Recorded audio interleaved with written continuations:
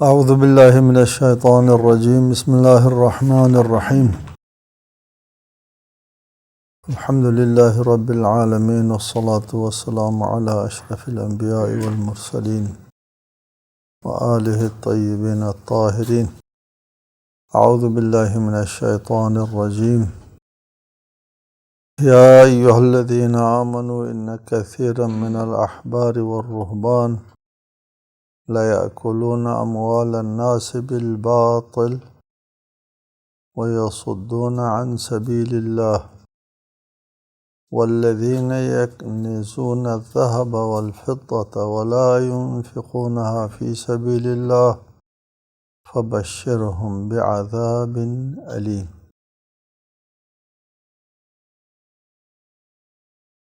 سورہ توبہ آیت 34۔ اس آیت کے ذیل میں ہماری گفتگو ہو رہی تھی اس آیت میں موجود واو کی تاریخ پر، اور اسی مناسبت سے ہم نے پچھلی گفتگو میں آپ کو جمع و تدوین قرآن کے سلسلے میں بعض باتیں بتائیں جو آپ کے فائدے کی ہیں کہ قرآن کی جمع و تدوین کیسے ہوئی، اور یہ قرآن اس وقت جو ہمارے ہاتھوں میں ہے یہ ہم تک کیسے پہنچا۔ جو اس وقت ہمارے ہاتھوں میں قرآن ہے اس کی شکل و صورت کس کی بنائی ہوئی ہے، یہ بات واضح ہو کر سامنے آتی نہیں۔ اس سلسلے میں ایک مشہور ہے روایت، وہ روایت میں بیان کر رہا تھا کہ جنگ یمامہ میں مشہور روایت یہ ہے، جنگ یمامہ میں 70 قارئین قرآن مارے گئے تو قرآن کے ضیاع کا خطرہ تھا۔ حضرت عمر نے حضرت ابوبکر سے مراجعہ کیا، بار بار رجوع کیا کہ قرآن کے ضیاع کا خطرہ ہے، قرآن کی جمع و تدوین ہونا چاہیے، قرآن کو محفوظ کرنا چاہیے، ورنہ جن کے سینوں میں قرآن ہے ان کے چلے جانے کے بعد قرآن بھی چلا جاتا ہے۔ حضرت ابوبکر نے اس روایت کے مطابق یہ جواب دیا کہ جو کام رسول اللہ نے نہیں کیا میں کیسے کر سکتا ہوں۔ بعد میں حضرت ابوبکر بھی حاضر ہو گئے اور زید بن ثابت کو بلایا۔ زید بن ثابت انصار کا ایک فرد ہے، رسول اللہ کے لیے وحی لکھتے تھے، کاتب وحی ہے، اچھا خط تھا، لکھنے میں مہارت رکھتا تھا، اور ایک خاص خصوصیت یہ ہے کہ انصار ہونے کے باوجود خلافت کے جو کا اختلاف آیا تھا رسالت مآب کے رحلت کے فوراً بعد، ثقیفہ میں جب لوگ جمع تھے تو وہاں پر زید بن ثابت نے انصار کا ساتھ نہیں دیا، مہاجرین کا ساتھ دیا تھا۔ اس وجہ سے بھی یہ مہاجرین کے بہت زیادہ نزدیک تھے، کاتب وحی بھی تھے، رسول اللہ کے لیے وحی لکھتے تھے، اس لیے ان کو حکم دے دیا کہ جاؤ قرآن جمع کرو۔ زید بن ثابت مسجد نبوی کے دروازے پہ بیٹھتے ہیں، اعلان کرتے ہیں جس کسی کے پاس قرآن ہے وہ قرآن لے آؤ۔ اس کے لیے شرط عائد کی کہ 2 گواہ اگر ہوں تو ہم اس کو قرآن تسلیم کرتے ہیں۔ چنانچہ 2 گواہوں کی بنیاد کے اوپر جو لوگوں نے جو پیش کیا، حضرت زید بن ثابت اس کو لیتے رہے اور تدوین کیا، قرآن میں شامل کیا۔ حضرت عمر آئے، رجم لے کر آئے، اس کے لیے دوسرے شاہد نہیں تھا، اس لیے اس کو قبول نہیں کیا۔ یہ روایت ہے۔ اور خزیمہ بن ثابت جو ہے وہ ایک آیت لے کر آئے، من المؤمنین رجال صدقوا ما عاہدوا اللہ علیہ، تو وہ چونکہ رسالت مآب نے ان کو دو عادل کے طور پر قبول کیا تھا، زید بن ثابت نے کہا اگرچہ آپ کے ساتھ اور گواہ نہیں ہے، آپ کے ایک گواہی کی بنیاد پر میں اس آیت کو قرآن میں شامل کرتا ہوں، اور اس آیت کو قرآن میں شامل کیا۔ یہ ہے روایت۔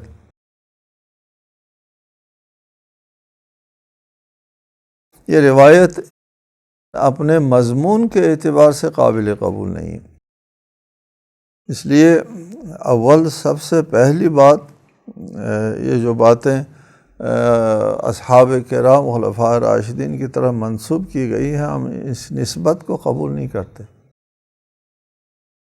پہلی بات جو منسوب کی ہے حضرت عمر کی طرف کہ قرآن کے ضیاع کا خطرہ ہے، حضرت عمر نے فرمایا یہ بات درست نہیں ہے، قرآن کے ضیاع کا کوئی خطرہ نہیں تھا۔ رسالت مآب کے رحلت کے بعد فوراً حضرت علی نے قرآن جمع کر کے لوگوں کو پیش کیا تھا، اور اس وقت جواب آیا تھا اگر آپ کے پاس قرآن ہے ہمارے پاس بھی قرآن ہے، قبول نہیں کیا، واپس کیا۔ ایک دوسری بات، صحاح کی روایات کے مطابق 7 سے 8 تک اصحاب ایسے ہیں جنہوں نے عصر رسالت مآب میں قرآن جمع کیا۔ جمع قرآن کے اوپر مستقل، ہر ایک کے پاس ایک مستقل قرآن موجود تھا، اور جس زمانے میں جنگ یمامہ وجود میں آ گئے اس وقت کوئی 20 کے قریب نسخہ قرآن موجود تھے۔ ہم نے اپنے مقدمے میں، ترجمہ قرآن کے مقدمے میں ان سب کا احاطہ کیا ہے۔ 19-20 قرآن کو ہم نے ثابت کیا ہے کہ اس زمانے موجود تھے، قرآن کے ضیاع کا کوئی خطرہ نہیں تھا۔ پھر قرآن 2 گواہوں کی بنیاد پر نہیں، قرآن تواتر کی بنیاد کے اوپر ثابت ہے۔ ہمارا موقف یہ، ہمارے ساتھ بہت سے اہل سنت علماء اور محققین بھی شامل ہیں کہ قرآن عصر رسالت مآب میں مدون مرتب تھا، اور اس کے اوپر ہمارے پاس بہت سارے دلائل اور شواہد موجود ہیں، وہ سب ہم یہاں پیش نہیں کر سکتے۔ البتہ یہ بات ہم مختصراً کہیں گے آپ کی خدمت میں کہ یہ قرآن رسالت مآب کے زمانے میں مدون تھا۔ جب بھی وحی نازل ہوتی، کاتبین وحی سے وہ آیت لکھوا لیتے تھے، اور ہر کاتب وحی جو ہے وہ ایک اپنے لیے ایک نسخہ بناتے تھے، اور خود نسخہ رسول بھی خود رسالت مآب کے لیے لکھتے تھے۔ ان کو کاتبین وحی کہتے، اپنے لیے لکھنے والوں کو کاتب وحی نہیں کہتے۔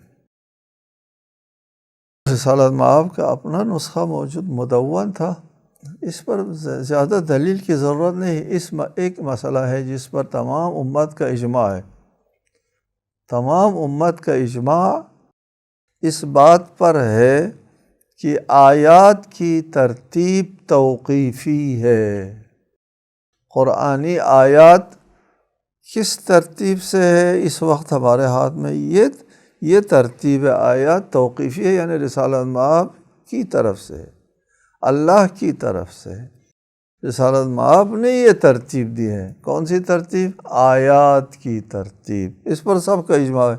تعجب ہم کو یہ ہوتا ہے کہ جب اس مسئلے پر سب کا اجماع ہے، کسی کو اختلاف نہیں، نہ کسی شیعہ کو اختلاف ہے، نہ کسی سنی کو اختلاف ہے کہ آیات کی ترتیب جو ہے وہ رسالت مآب کی طرف سے ہے، تو آیات کی ترتیب کے علاوہ کوئی قرآن اور چیز ہے؟ یہی قرآن ہے۔ آیات کو ترتیب سے رکھنے کا نام یہ کتاب ہے، یہ قرآن ہے، یہ تدوین ہے، یہ جمع قرآن ہے۔ ساری بات سورہائے قرآن وہ مسئلہ نہیں ہے، وہ توقیفی ہے یا توقیف۔ بعض کا نزدیک سورہائے قرآن کی ترتیب بھی توقیفی ہے، لیکن وہ اجماعی نہیں ہے۔ اس لیے بعض لوگ کہتے ہیں کہ نہیں، سورہائے قرآن کی ترتیب اصحاب نے اپنے حساب سے جمع کیا، وہ ترتیب دیا ہے، وہ توقیفی نہیں۔ بعض کہتے ہیں توقیفی، ہر ایک کی اپنی دلیل۔ لیکن سورہائے قرآن کے مقدم مؤخر ہونے سے قرآن کی شکل اور صورت جو ہے وہ نہیں بدلتی۔ آیات کی ترتیب جو ہے آپ نماز میں جو بھی سورہ پڑھیں گے، جو بھی آیات قرآن میں پڑھیں گے، اسی ترتیب سے پڑھنا واجب ہے۔ آپ تقدیم و تاخیر نہیں کر سکتے، اسی ترتیب سے پڑھنا آپ کے اوپر واجب ہے۔ لہٰذا ہمارا موقف یہ ہے کہ قرآن مجید عصر رسالت مآب میں مدون اور مرتب تھا، اور اصحاب رسول کی طرف قرآن عصر رسالت مآب میں مدون ہو کر کے منتقل ہو گئے۔ جیسے وحی کا نزول ختم ہوا، قرآن کی تدوین ختم ہو گئی اسی لمحے، ساتھ ساتھ تدوین قرآن اور نزول وحی جو ہے اس میں کوئی فاصلہ نہیں تھا۔ مثلا عبداللہ بن مسعود کا مصحف جو ہے وہ خود رسول اللہ سے لیا، ابی بن کعب کا مصحف جو ہے خود رسول اللہ سے لیا۔ بعد میں ایک قراءت پر لوگوں کو اجتماع کرنا ہے، متفق کرنا ہے، وہ وہی قرآن ہے جو لوگوں نے رسالت مآب سے اخذ کیا۔ رہا یہ نسخہ زید بن ثابت سے جو لکھا گیا ہے نسخہ، یہ تاریخ میں یہ بات تو ثابت ہے کہ زید بن ثابت کے سربراہی میں ایک قرآن بنایا گیا، ایک نسخہ تیار کیا، لیکن یہ نسخہ محققین بھی اس بات پر اپنی تحقیقات ثبت کر چکے ہیں، وہ بھی کہتے ہیں کہ یہ نسخہ جو زید بن ثابت کا لکھا ہوا تھا، یہ حضرت ابوبکر کے پاس رہا، حضرت ابوبکر کے بعد حضرت عمر کی طرف منتقل ہوا، حضرت عمر کے بعد حضرت حفصہ کے پاس رہا، حضرت عثمان کی طرف منتقل نہیں ہوا۔ یہ نسخہ کسی جگہ، مثلا عبداللہ بن مسعود کا قرآن کسی علاقے میں مشہور ہے، ابی بن کعب کا قرآن کسی علاقے میں مشہور ہے، لیکن اس قرآن کے بارے میں یہ نہیں ہے کسی علاقے میں مشہور تھا۔ یہ ان مصاحف میں سے ایک مصحف بھی نہیں تھا جو عالم اسلام کی کسی علاقے میں مشہور ہے، نہیں، یہ ایک سیف میں مضبوط رہا، روایات کے الفاظ ربعہ ہے، ایک ربعہ میں محفوظ رہا یہ نسخہ، اور صرف حضرت عثمان نے ایک مرتبہ حضرت حفصہ سے یہ مطالبہ کیا کہ آپ کے پاس بھی جو قرآن ہے زید بن ثابت کا جمع کردہ، وہ بھی لے آؤ ادھر، ایک قراءت پر سب کو جمع کرنے کے لیے۔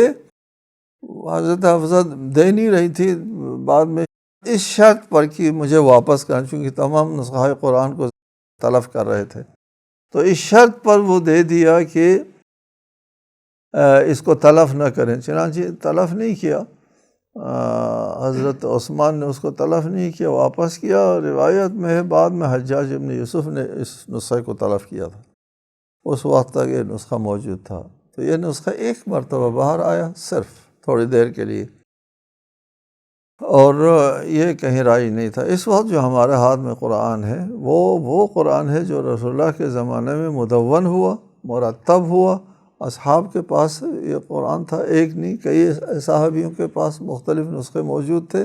بعد میں ان مصاحف کو، ان نسخۂ قرآن کو جو اصحاب نے خود رسول اللہ سے اخذ کیے تھے، اصحاب نے رسول اللہ سے اخذ کیے تھے، ہم دو جلیل القدر صحابیوں کا نام لیتے ہیں، مثلا ابی بن کعب نے اور عبداللہ بن مسعود، ان لوگوں نے خود رسول اللہ سے جو قرآن حاصل کیے تھے اور مصحف بنایا تھا، لوگوں میں رائج تھا، اس رائج قرآن کو، اس رائج مصاحف کو، اس رائج نسخہ قرآن کو جمع کر کے ایک قراءت بنا دی۔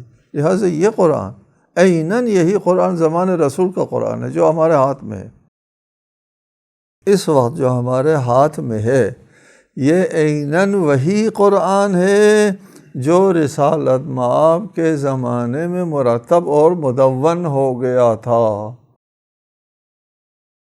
اس میں صرف ہم اس چیز کے قائل نہیں ہیں، بہت سے علماء اور محققین اس بات کے قائل ہے، یہ کسی فرقے کا موقف نہیں ہے، کہیں یہ نہ سمجھے، نہیں، یہ محققین کا موقف ہے، خواہ شیعہ ہو یا سنی، یا اہل تحقیق ہے جنہوں نے قرآن کے اوپر کام کیا ہے، قرآن کی تاریخ کے اوپر گہرا مطالعہ کیا ہے، یہ ان لوگوں کا موقف ہے، کسی فرقے کا موقف نہیں ہے، محققین کا موقف ہے، تحقیق کا موقف ہے۔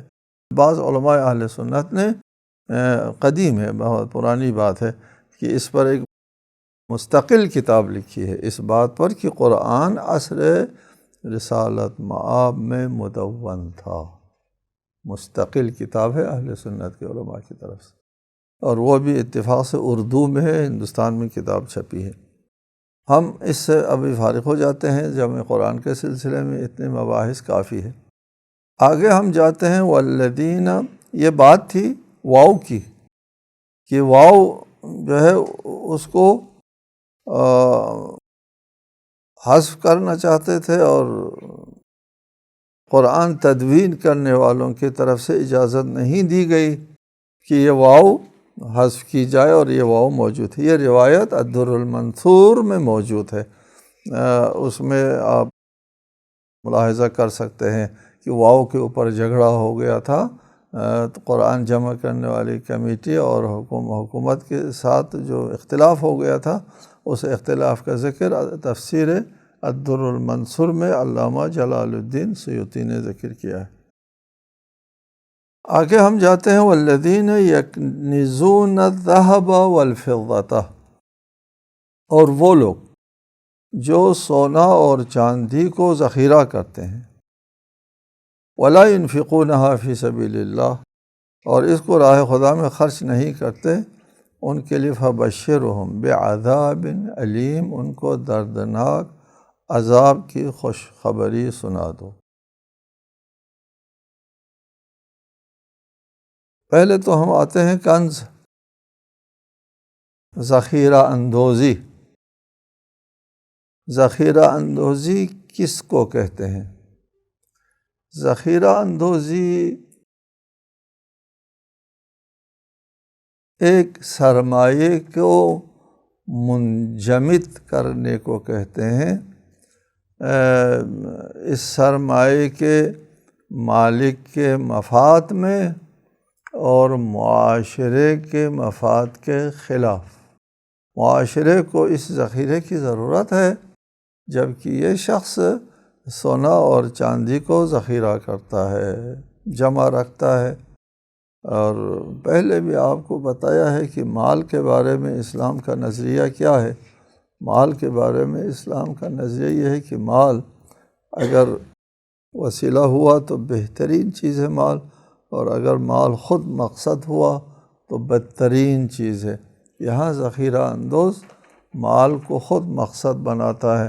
مال چونکہ مال کے اوپر اس شخص کی نظر برائے مال ہے، اس لیے یہ ذخیرہ کرتا ہے۔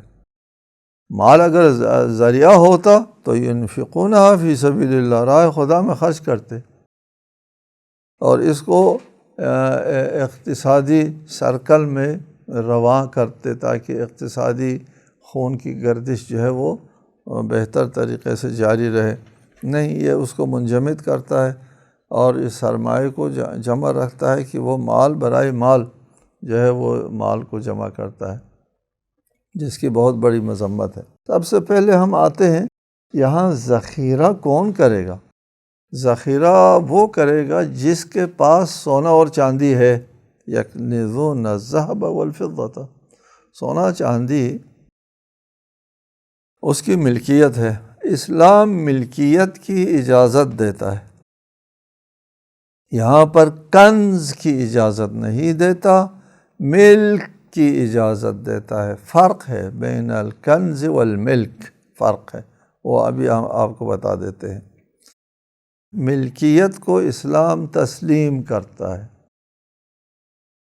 مگر ملکیت کے لیے یہ آپ کے لیے فائدے سے خالی نہیں ہے کہ انسان کسی مال کا مالک کب بنتا ہے۔ کسی مال کا مالک کب بنتا ہے؟ جس مال کا کوئی مالک نہیں ہے، اس میں آپ کس صورت میں مالک بنتا ہے؟ اس مال کا کوئی مالک ہے تو خرید فروخت کے ذریعے، وراثت کے ذریعے، ہبہ کے ذریعے وغیرہ ذریعے تو آپ مالک بن جاتے ہیں، اس کی بات نہیں کر رہے ہیں، وہ انتقال ملکیت ہے۔ ہماری بحث ہے خود ملکیت، جو کسی کی بھی ملکیت میں نہیں ہے۔ آپ کے لا ملکیت سے ملکیت میں آنے کی کیا صورت ہے؟ اسلام کے نزدیک ایک ہی صورت ہے، لا ملکیت سے ملکیت میں آنے کی واحد صورت محنت ہے۔ آپ محنت کریں کسی چیز کے اوپر اور پھر اس کو آپ اپنی ملکیت میں لا سکتے ہیں۔ محنت کے علاوہ دوسرے ذرائع کو ہم ذریعہ نہیں سمجھتے۔ محنت کے بغیر مالک نہیں بنتے۔ ایک زمین ہے، اس زمین کو آپ نے اپنی ملکیت میں لانا ہے تو وہ ایک صورت ہے اسلام کے نزدیک، دوسری صورت نہیں ہے کہ آپ اس پر محنت کریں، آباد کریں اس زمین کو، وہ زمین آپ کی ہو جائے گی۔ یہاں تحجیر کے نام سے ایک مسئلہ ہے ہمارے ابواب فقہ میں، اقتصادی مباحث میں، کہ تحجیر سے بھی مالک بن جاتا ہے۔ تحجیر یعنی پتھروں کی لکیر کھینچنا، پتھروں کی لکیر کھینچنے سے آپ حد بندی کرتے ہیں کہ یہ زمین جو ہے اس کو میں نے قبضہ کر لیا، یہ آپ کا قبضہ ہو جاتا ہے۔ تحجیر سے ایک موقف ہے کہ تحجیر سے قبضہ ہو جاتا ہے، یعنی آپ مالک بنتے ہیں۔ تحجیر بھی ایک عمل ہے، ایک محنت ہے، محنت سے آپ کی ملکیت بننا ہوتی ہے تو آپ نے تحجیر کی، اور یا ورنہ آباد کرنے سے، وہاں درخت لگانے سے، وہاں عمارت بنانے سے، وہاں پر کاشتکاری کرنے سے، زراعت وغیرہ کرنے سے آپ مالک بنتے ہیں۔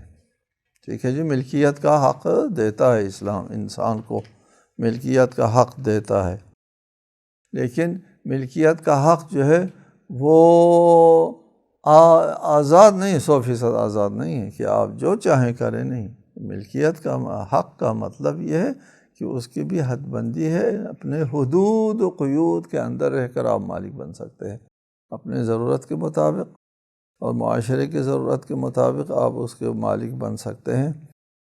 مثلا آپ مالک ہیں، آپ اپنے مال کو ضائع نہیں کر سکتے۔ جی آپ کہیں گے جی میرا مال ہے، میں پانی میں پھینکتا ہوں، آپ سے کیا؟ نہیں اجازت۔ جی یہ ملکیت کا حق آپ کو دیا ہے، محنت کی بنیاد پر دیا ہے، یہ اختیار محدود ہے، یہ صرف آپ کا نہیں ہے، یہ جو آپ نے مال بنایا ہے، چونکہ آپ نے محنت کی ہے، آپ اس کے ساتھ اولا ہے۔ اس زمین کی آپ نے ملکیت حاصل کی ہے نا، یہ زمین آپ کی رہے گی نہیں، ہمیشہ آپ کی نہیں رہے گی، اس وقت تک آپ کی رہے گی جب تک آپ اسے فائدہ اٹھاتے۔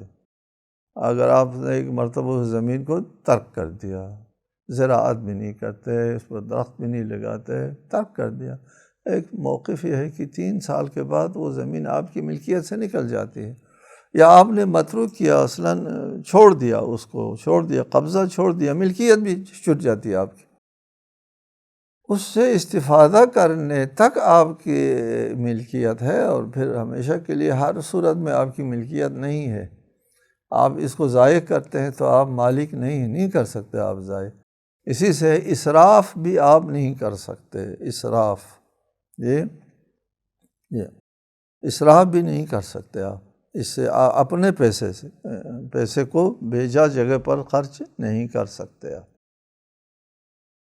بالکل اسی طرح آپ اپنے پیسے سے، اپنے سرمایے سے، اس پر آپ نے محنت کی ہے، سرمایہ بنایا ہے، اپنے سرمایے سے ناجائز فائدہ بھی نہیں اٹھا سکتے۔